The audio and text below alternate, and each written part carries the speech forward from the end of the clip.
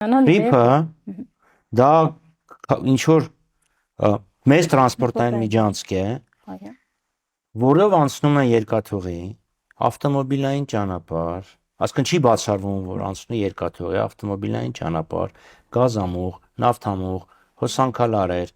ինտերնետի մալուխներ, վարչական շենքեր։ Հիմա այդ ամեն ինչը դնում ենք իր վրա, ես չգիտեմ, լայն երկարությունը 42 կիլոմետր է, լայնությունն ինչքան է դառնում, 10, 20, 30 կիլոմետր։ Նիկոլ Փաշինյանն էր ասում ավելի հյուսիս, ավելի, տենց որ գնաց, չգիտեմ, Բիչինեկով կսահմանափակվեն, թե կհասցնեն մինչև Վանաձոր։ Բայց միևնույնն է, եթե ճանապարհը ոսկի է լինի, դրանով Հայաստանի ապաշրջափակման հարցը չի լուծվում։ Թրիփը մեզ ապաշրջափակում չի բերում։ Թրիփը պանթուրանիզմի դարավոր երազանքն է, որ իրանք Կոնստանդնապոլսից մինչև Չինաստանի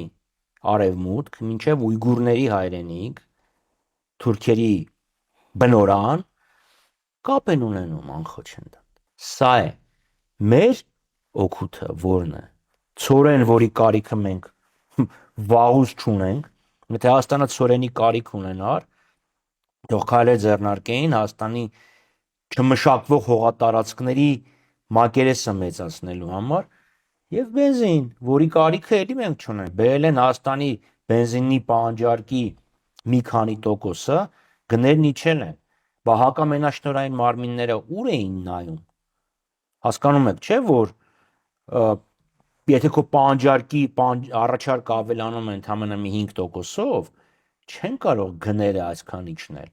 Նշանակում է բենզին ներկրող եւ վաճառողները գերշահույթներ էին ապահովում։ Ուր մնաց Նիկոլ Փաշինյանը, ինչի՞ չէր սանձում գերշահույթ ապահովողներին։ Իսկ դուք ասում եք Հայաստանի տնտեսական շահ, չկա տենց բան։